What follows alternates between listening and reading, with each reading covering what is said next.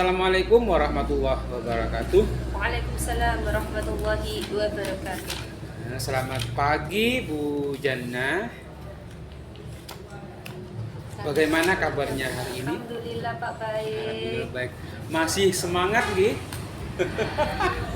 Tinggal apa nih istilahnya itu satu kali tanjakan lah istilahnya, satu kali tanjakan ya. Kita selesai dari program ini. Oke, Bu Jannah, dari kegiatan hari ini yaitu pendampingan individu yang ke 5 ya. Pendampingan individu yang kelima.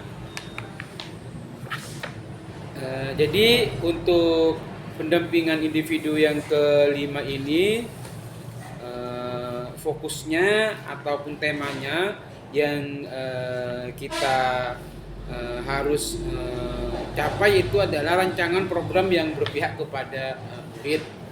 Program, kalau berbicara program ini pasti sudah pernah dilaksanakan oleh Bu Jannah sebagai pendidik, karena kita arahnya itu untuk siswa, untuk peserta didik gitu. Ini perlu saya minta konfirmasi dari Bu Jannah, informasi dari Bu Jannah. Dari PI yang keempat kemarin PI yang keempat kemarin sampai sekarang itu mungkin sudah sampai 1 bulan, apa belum nyampe? PI keempat sampai kelima ini ya, ada sekitaran. Nah, di situ Ibu kan pasti punya rencana tindak lanjut dari pendampingan sebelumnya. Kira-kira apakah sudah berjalan sesuai dengan apa yang direncanakan oleh Ibu? Iya, gini Pak, kalau saya itu kemarin untuk dari yang kemarin itu yang terakhir kita adalah di observasi di kelas ya. Pembelajaran Ya, di kelas, kemudian kita praktek coaching. Jadi coachingnya itu antara saya dengan rekan sejawat. Jadi mulai pra observasi sampai observasi. Di situ saya banyak belajar Pak, bahwa coaching itu adalah sesuatu yang penting, harus kita lakukan untuk bisa mengembangkan diri kita sendiri dan pastinya orang lain gitu. Jadi kita sebagai coach maupun kita sebagai coachee, maka di situ kita ada saling menerima. Gitu. Jadi di situ pembelajarannya saya dapatkan banyak. Kita juga bisa paham coaching itu seperti ini ternyata. Iya. Kita hanya mendengarkan, kita tidak bisa memberikan solusi. Yang memberikan solusi itu adalah coaching itu sendiri. Dan dengan alur tirtanya itu loh. Dengan alur tirta itu kan kita harus tahu, oh ternyata coaching itu harus ada alur tirta. Oke, alur tirta. Ya, kalau nggak ada alur tirtanya kayaknya ada yang kurang gitu. Berarti itu yang sudah dipelajari yang sudah dipelajari dari tindak lanjut yang sudah dilaksanakan. Betul. Karena jenengan waktu PI keempat kemarin itu kan akan melaksanakan coaching, jadi sudah dilaksanakan. Mungkin itu juga termasuk capaian dari Ibu karena sudah mengcoaching teman sejawat. Iya. Ya, terima kasih Bu sudah berbagi praktik Ibu yang sudah baik ini, karena sudah dari praktik coaching ini banyak sekali manfaat yang bisa Ibu Jannah raih manfaatnya. Iya. Oke, selanjutnya Ibu, di bagian inti pendampingan yang kelima ini, yang pertama yaitu penerapan aksi nyata modul 3.1. Kalau boleh saya tahu, modul 3.1 itu tentang apa nih? Itu tentang pengambilan keputusan ya, berbasis nilai-nilai kebajikan sebagai pemimpin. Jadi di sini pemimpin, prosesnya di situ mengambil keputusan yang berbasis kebajikan. Iya. Itu yang modul 3.1. Itu apakah ada aksi nyatanya di situ kalau ikuti alurnya? Modul 3.1 itu ada nggak? Kalau yang aksinya harus di-upload ke LMS? tidak. Tidak ada. Itu hanya apa namanya itu, tugas kita harus mengambil sebuah keputusan terkait dengan apa istilahnya itu, kepemimpinan yang ada pada diri kita kan seperti iya. itu. Oke.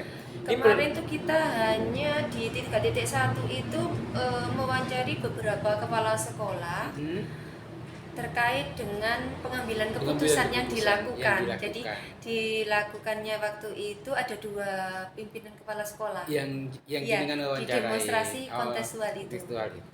Oke. Oke, ini perlu kita refleksikan Bu dari proses pengambilan peta sumber daya yang ada pada sekolah ini.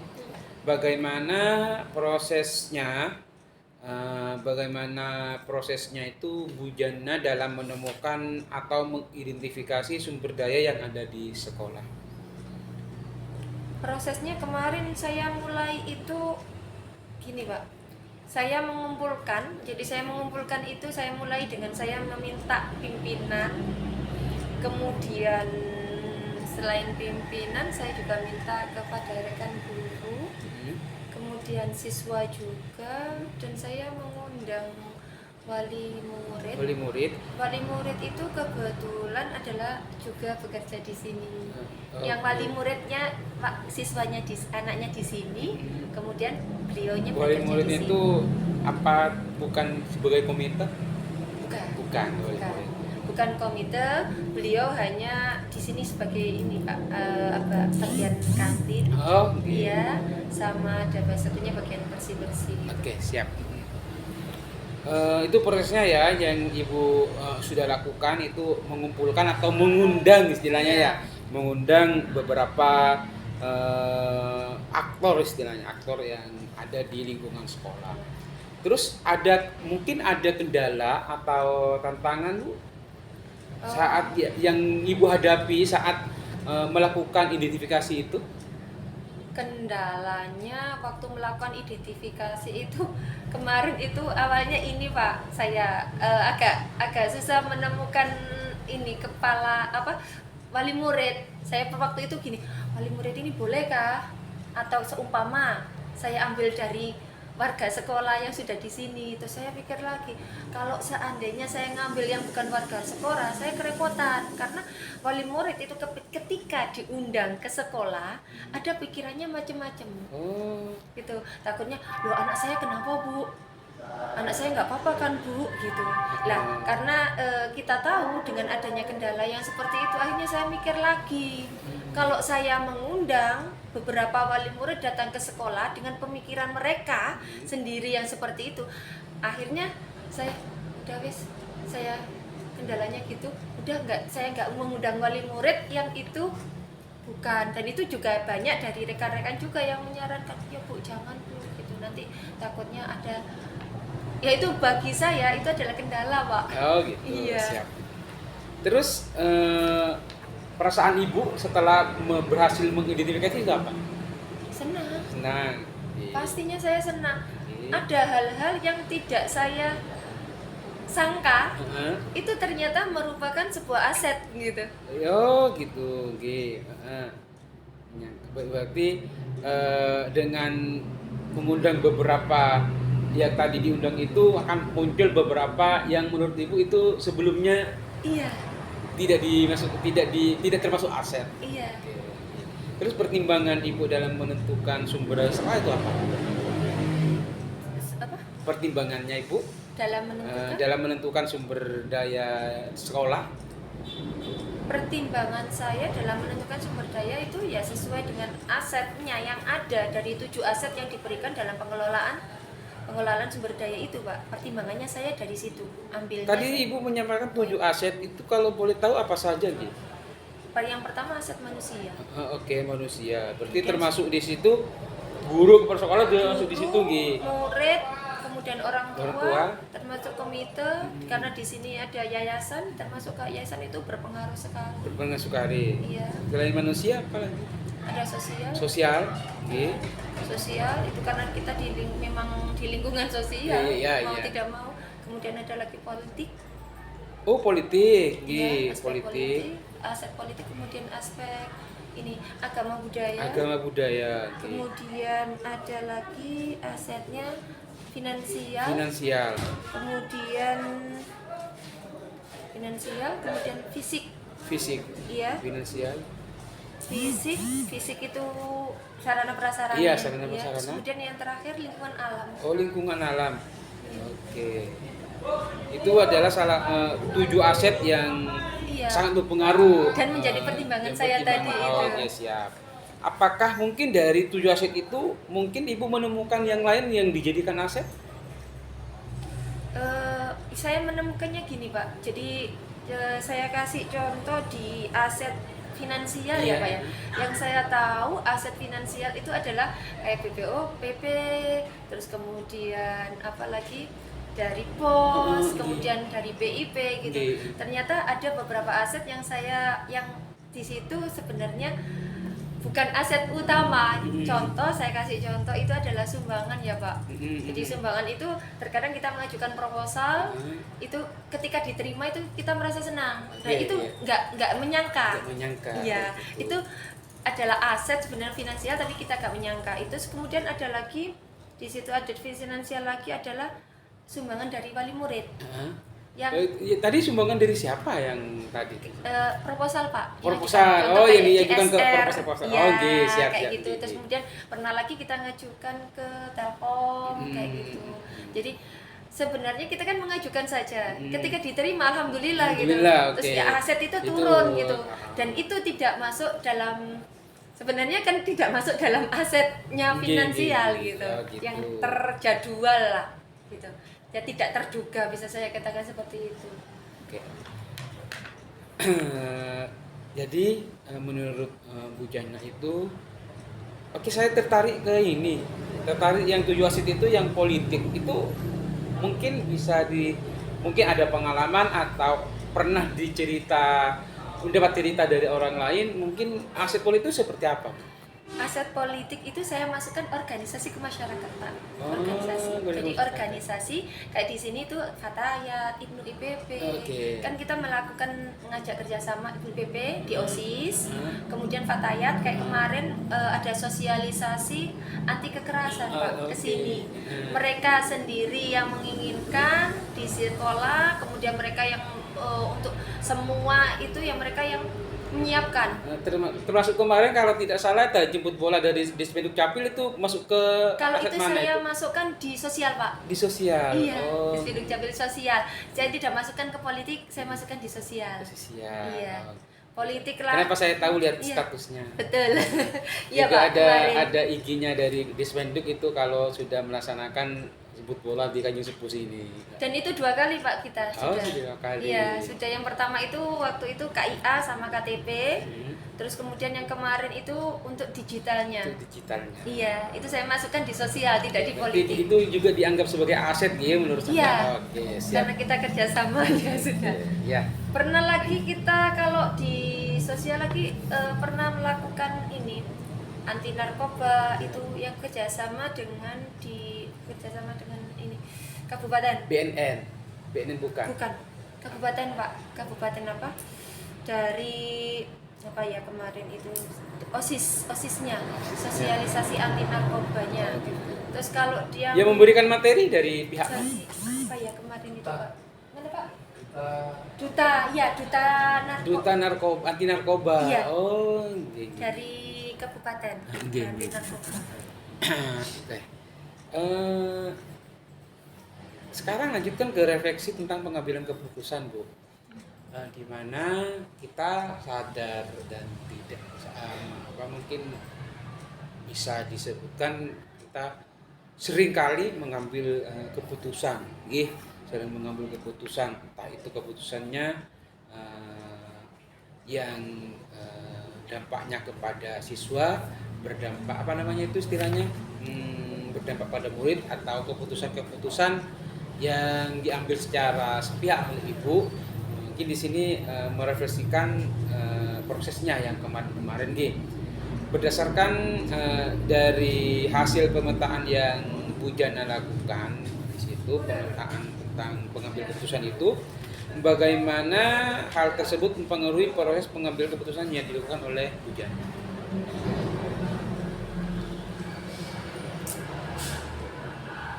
Mempengaruhinya itu pengambilan keputusan seperti kayak gini ya Pak. Ada kasus kalau anak kemarin itu yang saya anak kelas 12.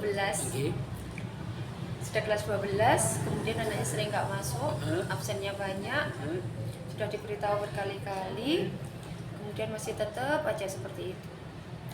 Nah, akhirnya yang kita lakukan adalah di situ kita panggil anaknya, orang tuanya juga, kita melakukan diskusi bersama, kita ngobrol bareng-bareng. Di sini memang kalau saya melihat memang ada keadilan lawan kasihan, Pak. Keadilan lawan kasihan. Iya.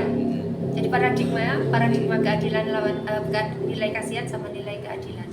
Paradigmanya itu, terus kemudian dari paradigma itu kita ada benar, nilai kebajikannya adalah benar lawan benar. Okay. Memang ada beberapa siswa yang harus kita perlakukan berbeda dalam artian kita bukan tidak mematuhi peraturan, tapi kita ada pertimbangan lain, pertimbangan khusus yang harus kita berikan. Iya. Yang akhirnya karena ini anak sudah kelas 12, kita cari di mana letak kesalahannya, bagaimana anak ini. Akhirnya dari situ sampai sekarang anaknya bisa melanjutkan dan ikut ujian. Okay. Menurut Ibu, dari proses yang tadi, proses pengambil keputusan itu ada yang perlu dikembangkan atau dievaluasi? Yang perlu dikembangkan atau dievaluasi mungkin dari pengambilan keputusan itu lebih kepada ini Pak. Caranya kita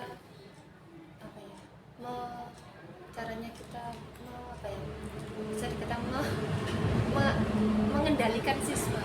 Oke. Iya. Dan yang saya pelajari itu adalah cara mengendalikan siswa dengan tidak memakai kekerasan.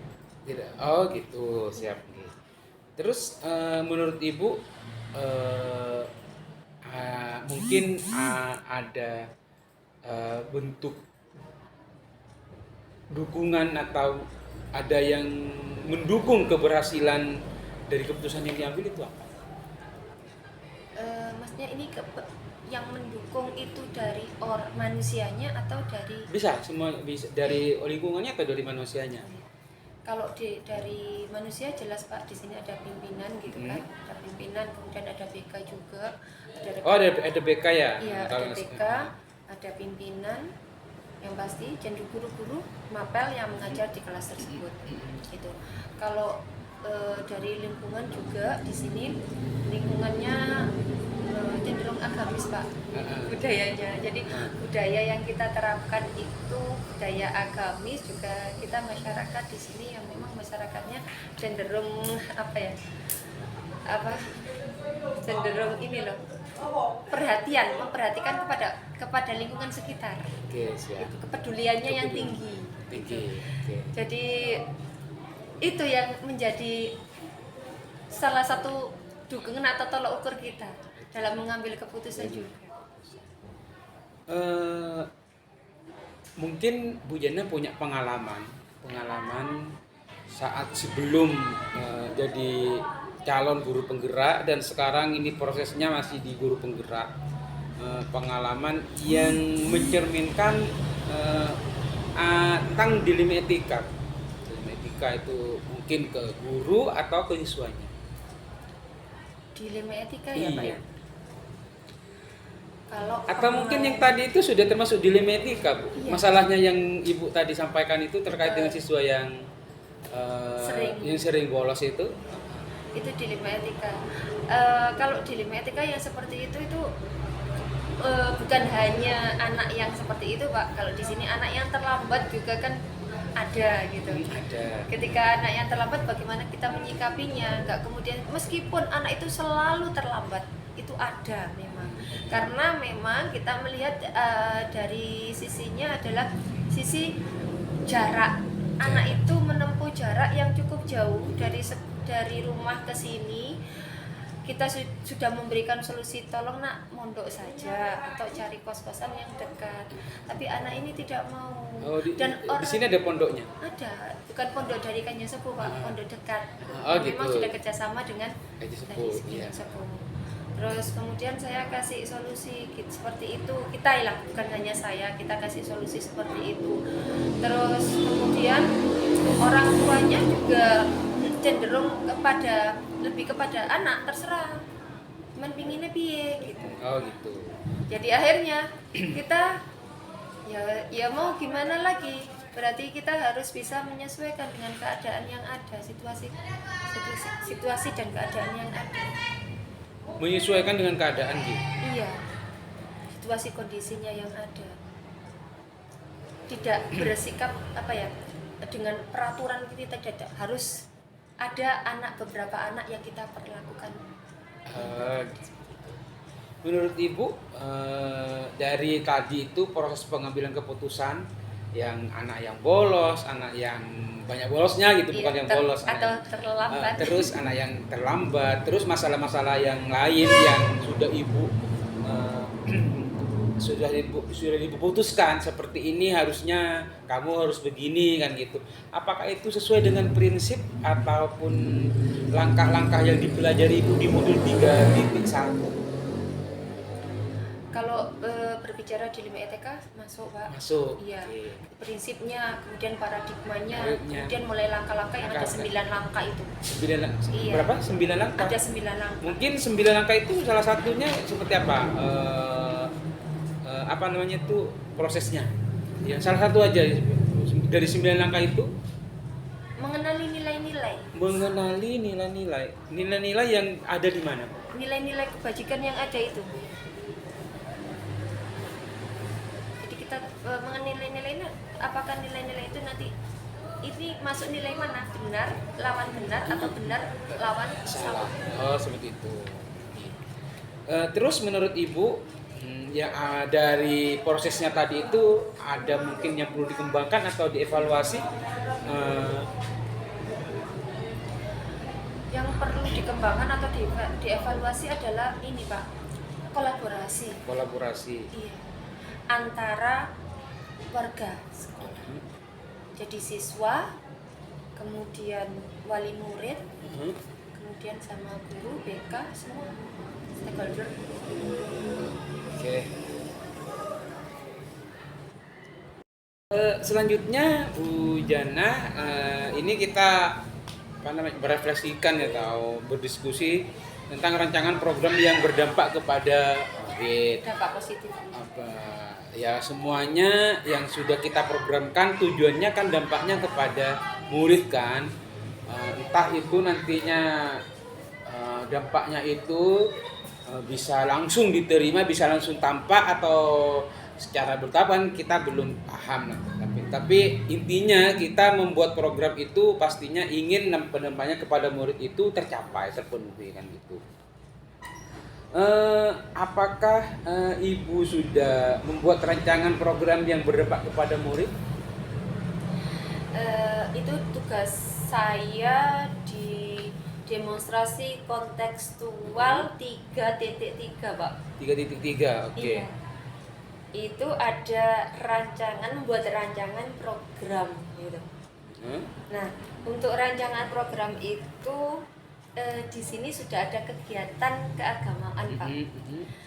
Saya buat. Berarti bentuk dari program itu kegiatan keagamaan itu? Saya buat program literasinya keagamaan. Gitu. Ya. Jadi kalau yang dikatakan kegiatan keagamaan itu adalah secara keseluruhan ya Pak. Oh iya. Iya.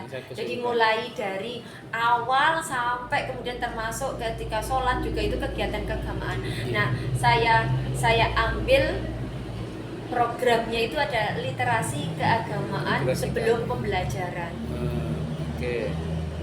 Memang di situ jelas sudah kita terapkan kegiatan keagamaannya, tapi program literasinya itu kan belum nampak gitu kan. Itu yang lebih dominan dilaksanakan gitu. Akhirnya saya buat programnya di situ, program literasi keagamaan sebelum pembelajaran, atau kemarin saya singkat menjadi liga sebelah gitu. Oh. Iya. Jadi liga itu literasi, keagamaan gitu kan. Sebelah sebelum pembelajaran. Oh. Iya. Saya tulis liga Sebelah. literasi keagamaan sebelum pembelajaran. Iya. Oke. Bisa dijadikan referensi. Dukungan yang Ibu perlukan terkait dengan penerapan program yang sudah dibuat itu apa? Dukungan yang saya perlukan itu yang pastinya dari pimpinan, kemudian dari rekan sejawat juga. Yayasan juga penting, juga termasuk. Kalau yayasan itu tinggal kita bilang saja Pak, insya Allah itu sudah sudah di ACC, karena ada yang dimasukkan dalam kegiatan keagamaan itu ada dari pengurus yayasan juga. Oke. Terus kemudian yang terutama murid Pak. Oh iya, muridnya. Ya. Jadi ketika kita membuat program itu kan harus ada 3 hal yang harus dimasukkan. Jadi mulai choice atau pilihan, kemudian suara, voice-nya, dan kemudian ada kepemilikan atau ownership gitu. Apa itu? Kepemilikan. Ownership kalau nggak salah. Ownership ya. Nah di situ dari yang saya lihat, karena memang kegiatan keagamaan ini sudah berjalan, saya hanya mengambil di literasinya. Ini anak-anak itu sudah mulai membuat, yang pertama yang saya tahu adalah membuat jadwal Pak. Jadwal apa itu? Jadwal yang pertama jadwal untuk literasi Buddha. Oh iya. Jadi itu anak-anak sendiri yang membuat. Jadi kalau anak-anak sudah membuat literasi, membuat jadwal seperti itu sudah masuk dalam pilihan atau choice-nya. Terutama ketika mereka, saya hari Senin, saya hari Selasa, saya hari Sabtu gitu. Itu anak-anak sendiri yang membuat, dan itu mereka bersuaranya di mana? Suaranya ada suaranya, Bu, saya buat jadwal ya Bu untuk ini membaca Burda. Oke, siap. Berarti itu dukungan dari kepala sekolah penting, pimpinan, juga dukungan dari murid. Kalau tidak ada murid, siapa yang melaksanakan? Betul, iya. Mungkin ada tantangan saat melaksanakan rancangan yang Ibu buat? Tantangannya itu lebih ini Pak, lebih kepada anak-anak. Terkadang namanya juga kita anak ya Pak ya. Iya. Ketika jadwalnya ini kan sudah berjalan beberapa minggu ini, saya bilang beberapa minggu karena baru memang itu tidak hadir. Oh iya. Iya, jadi kalau memang tidak hadir, akhirnya digantikan sama ya anak-anak juga, tetap digantikan anak-anak juga. Tapi di sini saya hanya minta kepada anak-anak ada koordinator ya. Itu tantangan bagi saya, karena saya di situ kalau nggak ada yang membaca, ketika seumpama saya sendiri bisa datangnya kalau pagi nggak apa-apa, kalau saya datangnya siang gitu. Terus menghadapi tantangan itu apa yang Ibu lakukan? Ya, itu tadi yang pertama sayanya sendiri, jadi saya harus bisa membina anak-anak itu. Yang keduanya saya juga ada koordinator di situ. Dan koordinator ini saya ambil juga dari anak-anak, bukan dari pihak guru. Koordinator dari anak gitu. Oke, dilanjutkan Ibu ke perkembangan komunitas praktisi yang sudah Ibu rancang. Apakah Ibu sudah merintis? Iya. Sudah. Dan perannya sebagai apa Ibu di sini? Gini Pak, ini kemarin itu karena memang saya ini kan waktu Bapak tanya Bu sudah buat praktisi komunitas praktisi gitu, saya bilang belum, terus ya kan saya bilang saya mengajukan ke Pak Kepala Sekolah gitu, Pak Faisal, kalau saya mengajukan komunitas praktisi untuk kegiatan ekstra, jadi bagaimana gitu. Terus akhirnya Pak Faisal bilang iya Bu, monggo gitu. Akhirnya karena monggo saya bentuklah itu Pak, saya kasih judul Giat Ekstraku. Giat Ekstraku namanya ya? Iya. Terus? Giat ekstraku di situ saya sendiri karena saya di sini sebagai wakil kesiswaan di sini. Iya. Saya sendiri sebagai ketuanya. Oh, sebagai ketua nggih sampean nggih. Iya, terus kemudian saya ambil wakaf sarana prasarana sebagai sekretarisnya, kemudian saya ambil wakilnya itu dari pembina OSIS. Kemudian lagi untuk bendaharanya tadi Bu Rofiatullah, beliau juga sebagai bendahara BOS yang di situ berhubungan dengan ekstra, kegiatan ekstra. Terus kemudian ada juga saya ngambil di pengurus inti itu ada dari ini Tandi juga sebagai wakil sekretaris. Kemudian untuk teknisnya koordinator dari masing-masing pembina itu saya ambil mulai dari olahraga itu terbagi basket, futsal, volley, ada pickball, kemudian ada lagi itu ada pembina Banjari sendiri, pembina PA. Apa PA? Pecinta alam. Pecinta alam. Oh. Wisma Kasal ya Pak. Iya. Terus kemudian ada lagi Pagar Nusa di sini, Tata Boga, itu saya masukkan semuanya. Dan itu juga sebenarnya saya membuat giat ekstraku itu ada usulan. Dari mana? Pembina. Dari pembina. Iya, Bu, kita itu cobalah Bu, selama ini memang tidak ada jadi grup yang jadi satu. Iya. Jadi grupnya ada sendiri, Kanusa sendiri. Yang di situ tidak ada. Pembina bilang, Bu, coba kita buatkan komunitas yang bisa menjadikan satu kita. Jadi kalau kita itu ada apa-apa itu kita enak di grup itu. Gitu. Itu yang saya ajukan pimpinan dan setuju. Terus ada perubahan yang menyenangkan dari rekan ibu di komunitas praktisi?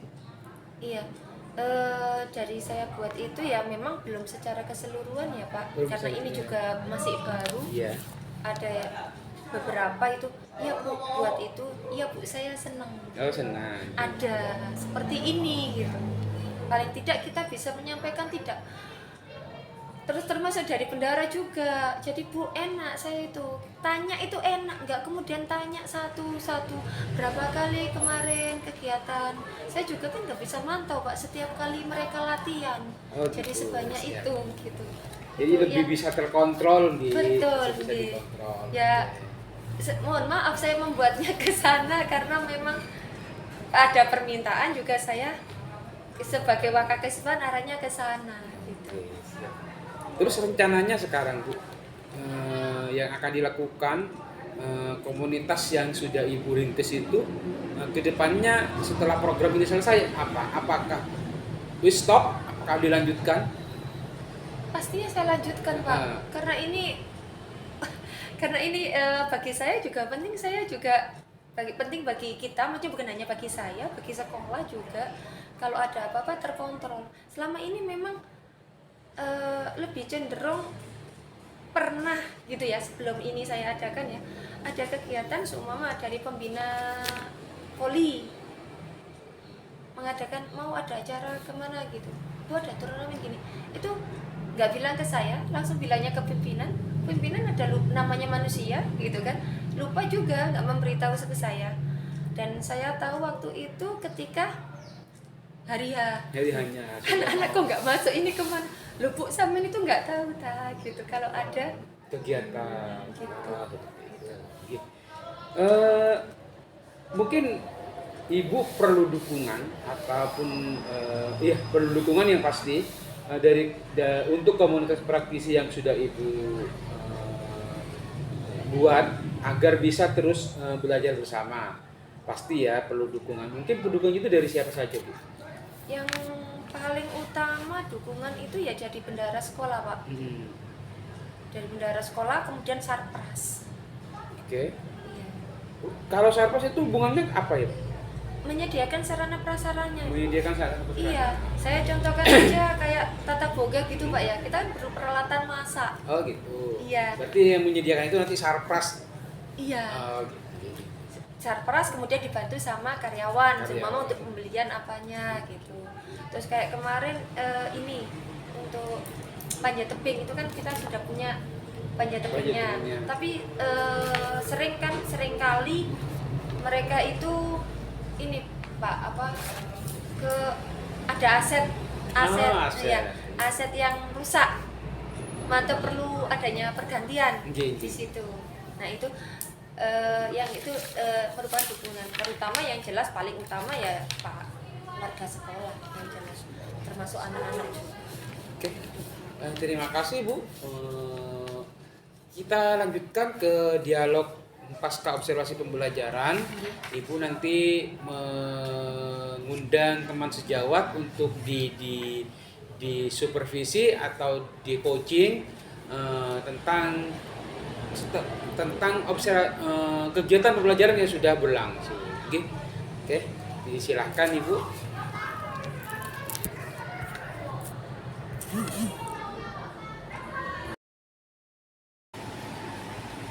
Assalamualaikum warahmatullahi wabarakatuh. Waalaikumsalam warahmatullahi wabarakatuh. Gimana kabarnya Bung Ro? Alhamdulillah saya baik Bu. Jannah kabarnya juga gimana? Alhamdulillah saya juga baik Bu hari ini. Hari ini kita akan melanjutkan untuk coaching untuk supervisi akademik dari langkah-langkah kemarin, mulai dari pra-observasi, kemudian kita observasi di kelas, dan sekarang kita pasca observasi bersama pengajar praktik saya, Bapak Abdurrahman. Assalamualaikum warahmatullahi wabarakatuh. Iya, Ibu, kemarin kita sudah melakukan praobservasi ya Bu. Kemarin praobservasinya kita, Ibu praobservasi, kemudian kita melakukan observasi di kelas 10 mata pelajaran biologi, begitu ya Bu ya? Iya. Untuk selanjutnya bisa kita mulai Bu? Bisa Bu. Iya, kita mulai dengan Bismillahirrahmanirrahim. Untuk ini percakapan kita pasca observasi ini tujuannya untuk apa ya Bu? Pada percakapan pasca observasi ini saya ingin meningkatkan kualitas pembelajaran saya Bu. Jadi setelah kemarin diamati Bu Jannah, kira-kira nanti kan saya bisa introspeksi apa yang kurang dan sebagainya. Jadi percakapan kita ini pasca observasi dengan tujuan untuk meningkatkan pembelajaran yang Ibu lakukan. Iya. Kalau saya boleh tahu, bisa dijelaskan Bu area pengembangan yang Ibu lakukan kemarin dan juga strategi pembelajaran yang sudah Ibu lakukan. Ya. Untuk area pengembangannya kemarin saya melakukan pembelajaran yang berdiferensiasi, kemudian mengintegrasikan dengan kompetensi sosial emosional dan budaya positif. Kemudian strategi yang saya gunakan, yang pertama saya menyiapkan modul ajar tentu saja yang berdiferensiasi, kemudian ada KSE dan berbudaya positif. Kemudian saya menyiapkan LKPD, kemudian musik mindfulness, kemudian materinya juga saya menyiapkan berdiferensiasi juga. Kemudian saya kemarin menggunakan metode pembelajaran discovery learning dengan observasi. Kemudian saya juga menyiapkan speaking-nya. Saya kemarin menggunakan kisah kata kecil. Iya. Jadi kemarin Ibu sudah melaksanakan dengan area pengembangan tadi berbentuk RPP yang berdiferensiasi, kemudian KSE dan juga budaya positif dengan strategi pembelajaran metode discovery learning dan dengan pengamatan atau observasi, kemudian dengan disertai dengan ice breaking gitu ya Ibu ya. Betul. Iya. Untuk selanjutnya Bu, mari kita identifikasi bersama apa pembelajaran yang sudah baik yang Ibu berikan kemarin. Oke. Yang sudah baik kemarin saya sudah menerapkan pembelajaran diferensiasi dengan baik, kemudian KSE-nya juga sudah saya terapkan dan beserta budaya positifnya. Perasaan Ibu bagaimana dengan perasaan saya sangat senang karena saya sudah bisa menerapkan pembelajaran tersebut dengan baik. Saya kemarin juga memberikan pretest dengan kuisis untuk melihat kesiapan siswa. Kemudian saya juga siswa juga sudah bisa membuat kesimpulan dan melakukan refleksi dengan baik. Jadi pembelajaran baik yang sudah Ibu berikan kemarin adalah yang pertama Ibu sudah memberikan pretest gitu ya dengan kuisis gitu ya. Terus kemudian pembelajaran di kelas sudah diterapkan sesuai dengan RPP-nya dengan memberikan metode pembelajaran tadi discovery learning. Kemudian anak-anak juga sudah bisa memberikan refleksi kesimpulan dari pembelajaran pada hari itu gitu ya Bu ya. Iya. Apakah di sini Ibu ada kendala waktu Ibu melakukan pembelajaran? Ya, kendala yang saya hadapi saat itu yaitu ketika proses diskusi, anak-anak tidak bisa aktif semuanya. Jadi cenderung dikuasai atau didominasi oleh siswa itu saja. Bisa diceritakan Bu, siswa yang kurang aktif itu bagaimana di kelas kemarin itu? Jadi ketika presentasi itu yang memberi tanggapan itu hanya anak-anak yang berkemampuan baik saja. Kemarin itu kebetulan yang memberi komentar atau tanggapan itu Siti Musdalifah. Kemudian presentasi kedua juga anak itu lagi yang memberi tanggapan, yang lainnya cenderung pasif. Jadi kurang aktif itu artinya hanya satu itu aja ya Bu, Siti Musdalifah yang memberikan tanggapan. Sementara Betul. yang lain kurang bisa memberikan tanggapan. Iya. Dari kendala yang Ibu hadapi seperti itu karena kurang aktifnya siswa, apa langkah atau rencana aksi apa yang nantinya akan Ibu lakukan ke depannya? Rencananya saya ingin ada pembagian tugas kelompok ketika pelaksanaan presentasi, Bu. Jadi nanti ketika kelompok 1 misalnya melakukan presentasi, maka saya akan memberi tugas pada kelompok 2 untuk bertugas memberikan tanggapan. Dan seterusnya, misalnya kelompok 2 yang presentasi, maka kelompok 3 yang nanti ada tugas memberikan tanggapan. Kemudian rencana yang kedua, saya ingin memberi reward tambahan nilai kepada anak-anak dengan harapan anak bisa bersemangat untuk mengemukakan pendapat atau tanggapannya. Itu rencana saya, Bu. Jadi nanti rencananya Ibu akan membagi kelompoknya. Jadi ada kelompok yang mempresentasikan, kemudian ada kelompok lagi yang memberikan tanggapan gitu ya Bu ya. Iya. Jadi kelompok 1 presentasi, kelompok 2 memberikan tanggapan, begitu seterusnya. Iya. Terus kemudian rencana aksinya tadi Ibu yang kedua adalah dengan memberikan reward berbentuk nilai, tambahan nilai kepada anak-anak yang memang itu aktif ya Bu ya. Wah, aduh Bu, ini rencana yang sangat bagus sekali Ibu. Dan itu menginspirasi saya, memberikan suatu inisiatif saya untuk bisa melaksanakan yang sama seperti Ibu nantinya. Kira-kira untuk pelaksanaan rencana aksi tersebut, kapan bisa Bu Umroh lakukan? Rencananya saya melakukannya ketika pembelajaran selanjutnya, yaitu minggu depan. Minggu depan ya Bu.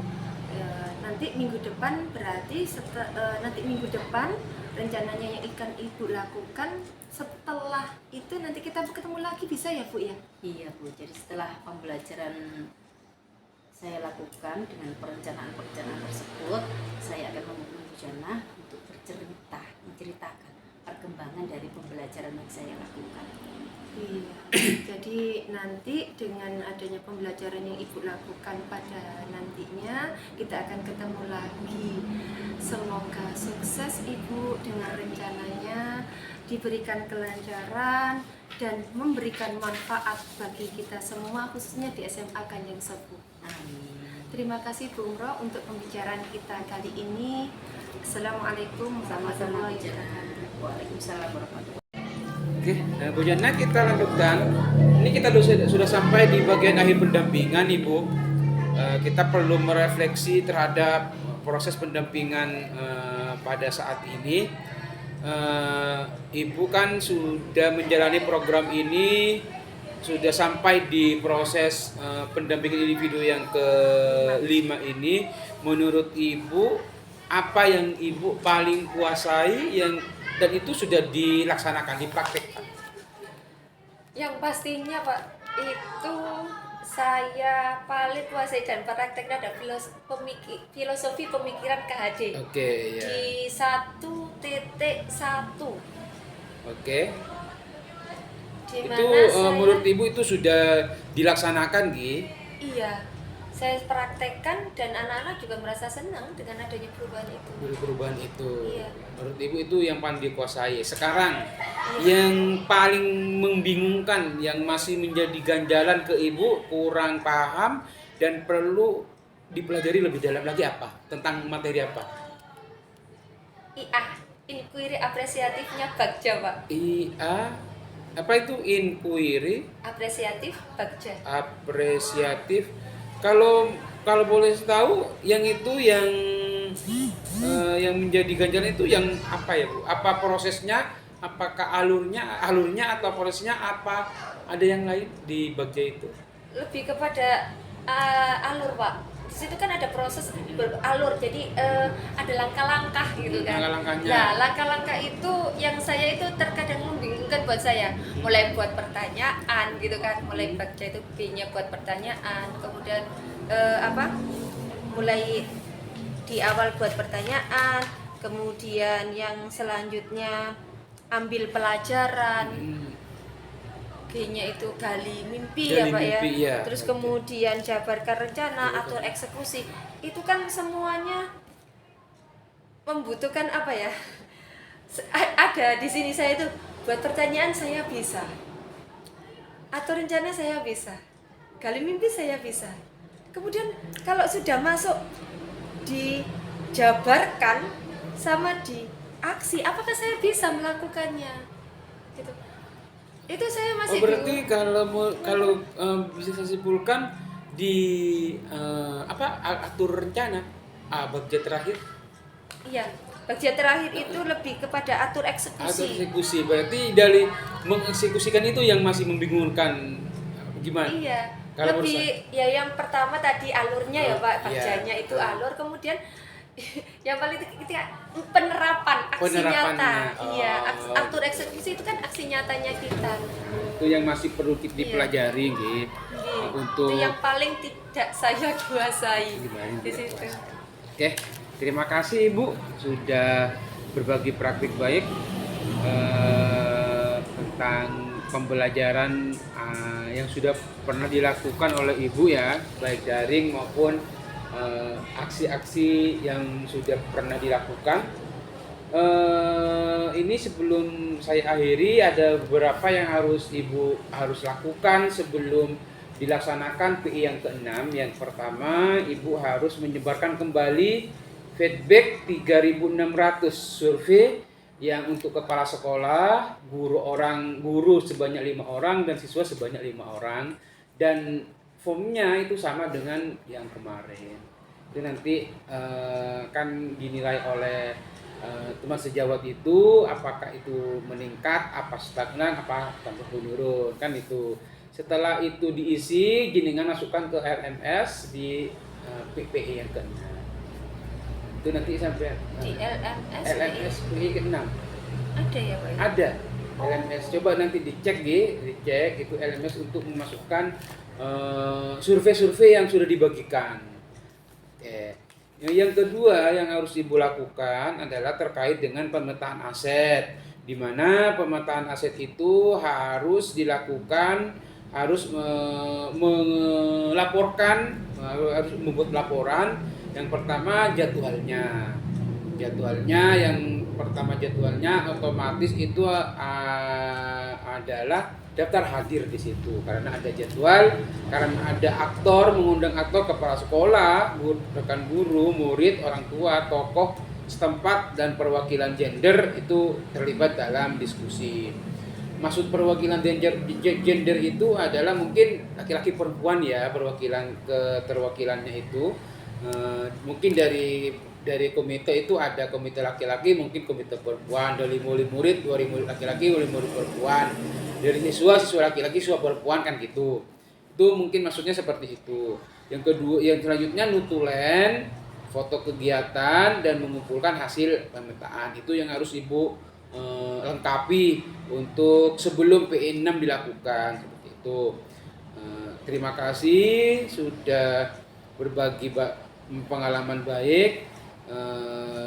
Mohon maaf apabila ada salah atau khilaf. Saya Iris, Assalamualaikum warahmatullahi wabarakatuh. Waalaikumsalam warahmatullahi.